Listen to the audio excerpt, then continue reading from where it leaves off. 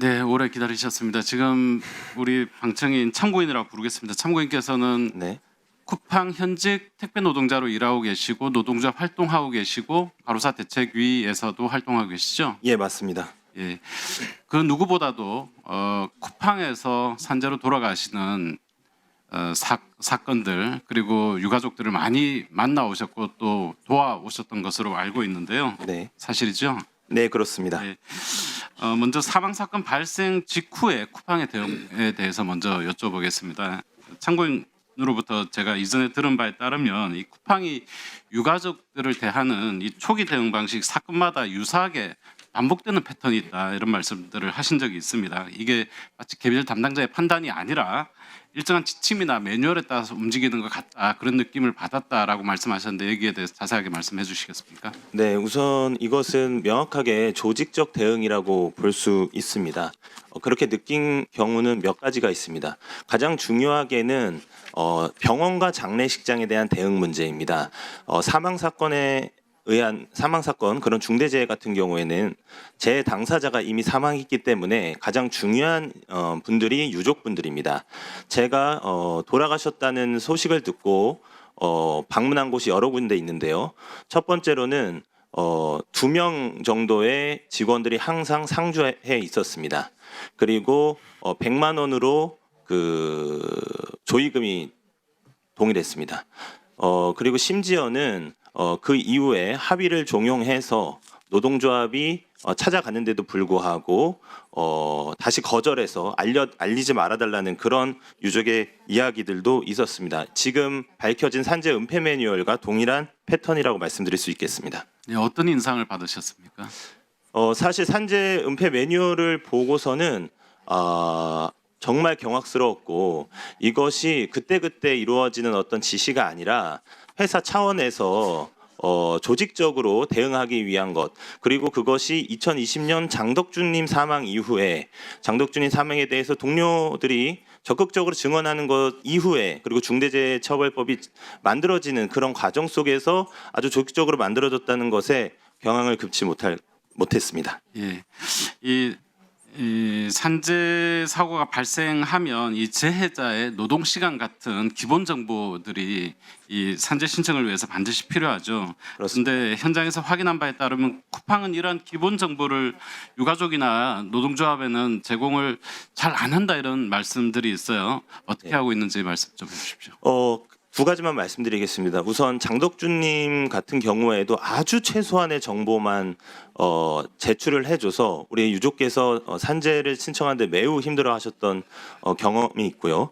최근 경험입니다. 지금 사회적으로 야간 배송, 야간 노동이 위험하다라는 데에서 공감대를 형성하고 사회적 대화를 진행을 하고 있는데요. 지난 추석 직후인 10월 중순에 쿠팡 일산 2캠프에서 야간 배송을 하고 계셨던 분이 뇌졸중 뇌출혈로 돌아가셨다는 제보를 저희가 확인을 했습니다. 그래서 국회 의원실을 통해서 이 정보를 요청을 했습니다. 그런데 쿠팡에서는 유족이 반대한다라는 이유를 들고 제공을 하지 않았습니다. 그런데 이 저희가 제공을 해달라는 자료들은 기존에 이제 재해자 사망자가 있을 때 항상 제출해왔던 자료들입니다. 쿠팡이. 그래서 어떻게 일을 하셨고 얼마나 일을 하셨고, 그러니까 개인 정보는 별도로 해서 그 노동 환경에 대한 정보들만 요청하는 거였는데 이번에는 제출을 하지 않았습니다. 제가 봤을 때는 지금 사회적으로 새벽 배송이 굉장히 위험하다라는 목소리가 나오고 있는 상황에서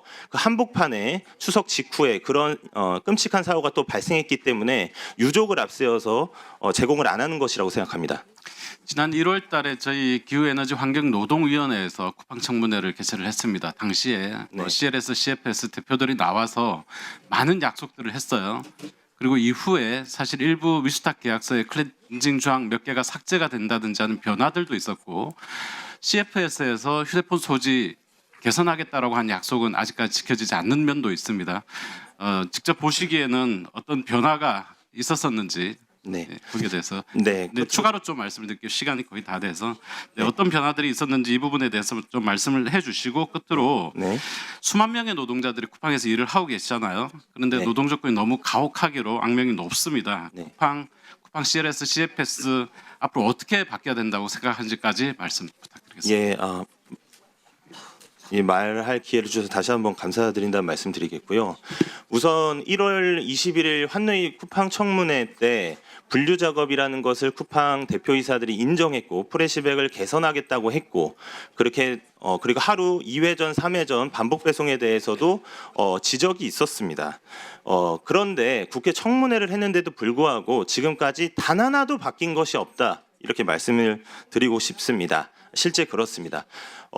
끝으로 제가 조금 더 말씀을 드리자면 우리 국민 여러분들께서 쿠팡을 버리지 못하는 이유 중에 하나는 그 서비스가 매우 질이 소비자 입장에서 굉장히 높기 때문입니다. 너무 빨리 갖다 주기 때문입니다. 거꾸로 얘기하자면 결국에 쿠팡이 국민들을 낙인하는 효과를 갖는 것은 저와 같은 로켓 배송 택배 노동자들이 자기 몸을 갈아가면서 속도를 올리는 배송을 해오고 있기 때문입니다. 거꾸로 얘기하자면 결국 우리 택배 노동자들이 다른 택배사 누구도 하지 않는 분류 작업을 하고 있고 프레시백을 100원 받으면서 회수를 하고 있고 하루에 한 번 배송하면 되는 거를 2번, 3번을 배송 지역 캠프를 오가면서 거리의 시간을 버려가면서 배송을 하고 있기 때문에 국민 여러분들이 사랑해 주시는 것입니다. 쿠팡이 문제가 있다면 이 택배 노동자들의 이 열악한 노동 환경을 개선하는 것이 저는 시급하다고 생각합니다. 한 가지만 더 말씀드리자면 지금 쿠팡에서 프레시백을 회수하지 않으면 구역을 회수하는 그런 제도들을 가지고 있어서 현장 대리점에서는 기사들에게 프레시백 회수율이 60% 이하로 떨어지면 계약된 단가에서 25원, 또 떨어지면 50원, 한 번 더 떨어지면 75원 자체적으로 기사들의 건당 수수료를 삭감시키는 그런 제도를 운영하고 있습니다. 그것도 새벽 배송 노동자들에게 그런 안 좋은 처우를 하고 있습니다. 울며 겨자 먹기로 죽을 수도 있는데 새벽에 그 프레시백을 얻어야지만 그 100원을 얻기 위해서가 아니라 전체 자기의 건당 수수료가 떨어지는 이런 걸 막기 위해서 지금 달리고 있습니다. 지금 저희는 폭탄을 들고 있는 상황이라고 생각하고요. 또 언제 혹여나 지금 이 새벽에도 누군가 돌아가실 수 있는 그런 상황이라고 저는 생각을 하고요. 로저스 대표가 아까 주간 배송과 야간 배송 그렇게 노동력 그 강도 차이가 없다고 얘기했는데 굉장히 개탄스럽고 지금 당장 나가서 새벽 배송을 한번 해봤으면 좋겠다 그런 말씀을 드리고 싶습니다. 이상입니다.